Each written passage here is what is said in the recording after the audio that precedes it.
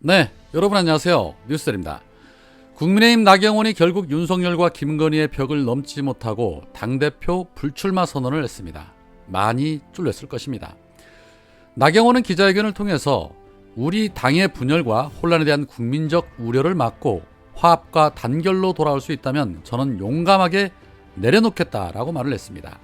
겉으로는 윤석열과의 대립구도가 국힘당을 분열과 혼란으로 빠뜨리며 윤석열 지지율에 악영향을 줄 수 있다라고 그럴싸하게 말하고 있지만 결국에는 캐비닛에 들어있는 수많은 사건들과 대법관을 준비하고 있는 남편의 앞길을 막는다는 생각에 무릎을 꿇은 것이 아닌가 하는 생각이 듭니다. 나경원은 기자들과의 질문 과정에서 솔로몬 재판의 엄마의 마음을 언급하기도 했습니다. 진짜 엄마와 가짜 엄마의 재판 과정에서 행여 아이가 잘못될까봐 걱정하는 마음에서 진짜 엄마인 본인이 그 아이를 포기했다는 말인데, 그렇다면 가짜 엄마는 윤석열이 된다는 소리가 되는 것이겠죠. 결국 나경원의 그릇은 거기까지였던 것입니다. 어느 정도 예상을 하고 있었지만 이렇게 쉽게 무너지는 나경원의 모습을 본 다른 의원들은 과연 어떤 생각들을 하고 있을까요? 검찰의 수사권 하나면 그 누구라도 처참하게 무너뜨릴 수 있다는 것을 확인시켜주는 대목이라고 생각을 합니다. 그렇게 따지자니 그 수많은 윤석열 검찰의 칼끝 공격에도 불구하고 잘 이겨내고 있는 이재명 대표가 얼마나 대단한 인물이고 또 깨끗한 인물이라는 것 역시도 확인되는 부분이라고 생각할 수 있는 것이죠. 설 연휴를 마친 민주당 최고회의에서 이재명 대표는 첫마디로 역시나 민생을 언급을 했습니다. 난방비 폭탄을 맞은 서민들을 걱정하는 마음이 역력해 보였습니다. 이재명 대표는 이렇게 말합니다. 정말 살을 내리는 것 같은 이 한파와 고물가 때문에 국민들께서 그 어느 때보다 힘겨운 명절을 보내신 것 같습니다. 이런 국민들의 고통에 대해서 우리 정치가 반응해야 하고 함께 공감해야 되고 또 무거운 책임감을 느껴야 된다고 생각합니다.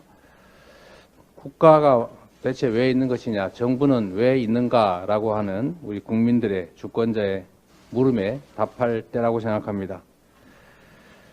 최근에 국제 유가 상승 또 엄청난 이 강추위 때문에 우리 국민들께서 난방비 폭탄을 맞고 계십니다. 정부에서 전기요금 또 가스요금을 대폭 올리는 바람에 특히 취약계층들의 고통이 매우 심각하다는 생각이 듭니다.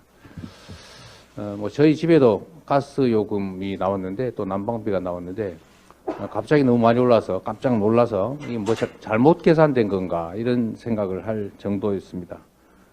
특히 취약계층들의 이 어려움이라고 하는 것이 상상을 초월한다는 점들을 정부 당국자들이 좀 인식해 주시기를 바랍니다. 최근에 정유사들의 영업이익이 엄청나게 늘어나서 해당 직원들에게 우리 국민들로서는 좀 쉽게 납득하기 어려운 만큼의 많은 상여금이 지급됐다고 합니다.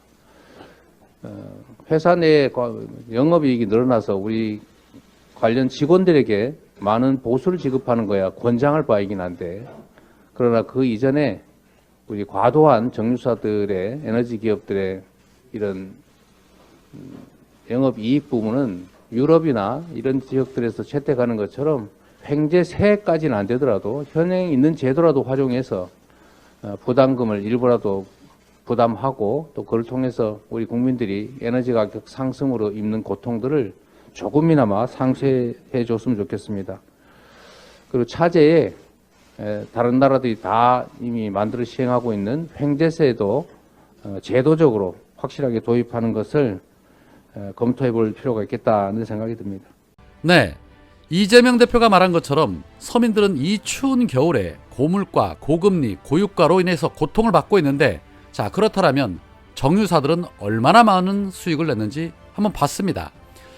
25일 업계에 따르면 GS 칼텍스는 최근 임직원에게 보낸 안내문에서 작년도 경영실적 달성에 대한 성과급으로 기본 연봉의 50%를 1월 27일에 지급하기로 했다고 합니다. GS 칼텍스의 경우에는 1, 3분기 연결 기준 영업이익이 4조 309억 원으로 전년 동기보다 186%가량 증가했습니다. 현대오일도 모든 임직원에게 월 기본금의 1000% 수준의 성과급을 이미 지급을 했는데 이 회사의 지난해 3분기까지 누적 영업이익은 2조 7770억 원으로 전년 동기보다 226% 증가를 했다고 합니다. 이 외에도 SK이노베이션과 S오일은 아직 성과급 규모가 정해지지는 않았지만 업계에서는 지난해와 비슷한 1000% 정도의 성과급을 지급할 것으로 예상하고 있다고 합니다. 정유사 4개 회사가 지난해 상반기에만 거둬들인 영업이익이 무려 12조 원이나 된다고 합니다. 이재명 대표가 말한 것처럼 기업이 이윤을 추구해서 임직원들에게 성과급을 지급하는 것을 나무랄 수는 없겠지요. 그러나 정유사들이 이렇듯 막대한 수익을 올리는 동안 서민들은 등골이 휘고 있었다는 것입니다. 이렇듯 재벌 기업들이 떼돈을 벌면서 성과급 잔치를 하고 있음에도 불구하고 윤석열은 입만 열면 부자 감세를 외치고 법인세 감세를 외칩니다. 세상에서 가장 한심한 사람들이 자기 앞가림도 못하면서 부자 걱정해주는 사람이라고 합니다. 횡재세 얘기가 안 나올 수 없는 그러한 부분인 것 같습니다.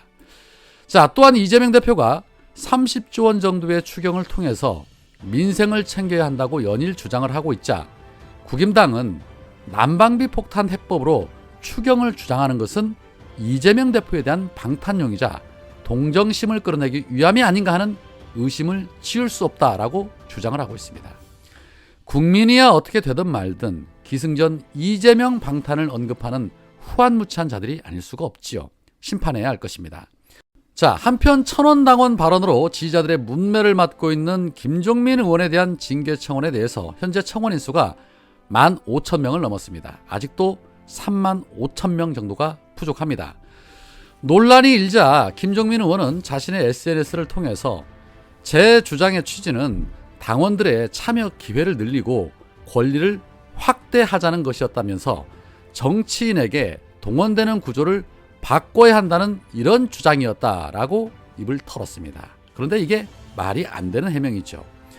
본인의 입으로 분명하게 1,000원 당비를 납부하는 당원들이 국민보다 왜 우월한 지위를 가지는지 차별성이 분명하지 않아서 고민해 볼 필요가 있다라고 발언을 했습니다. 자, 이 소리 무슨 말입니까? 1,000원의 당비를 내는 당원은 일반 국민과 차별성이 없다고 판단되기 때문에 당원으로서 자격이 없다라는 그런 소리 아닙니까? 그런데 어떻게 이게 당원의 참여 기회를 늘리고 권리를 확대하자는 발언이 된다는 말입니까? 이에 대해서 고민정 의원은 또 이렇게 말을 하죠. 이유 없는 결과는 없다. 왜 당원들이 발끈했는지 돌아보라 라고 말을 했습니다. 이 말인 즉슨 단순히 그 말 한마디 때문에 당원들이 발끈한 것이 아니라는 소리입니다. 그동안 김종민이 이재명 대표를 겨냥해서 어떤 말들을 해왔는지 그러한 감정들이 누적되어서 터져 나왔다는 소리입니다. 해서 이제는 해명이 아닌 결단을 하는 것이 더 중요한 시점이 아닐까 하는 그런 생각을 가져봅니다. 오늘은 여기까지입니다. 고맙습니다.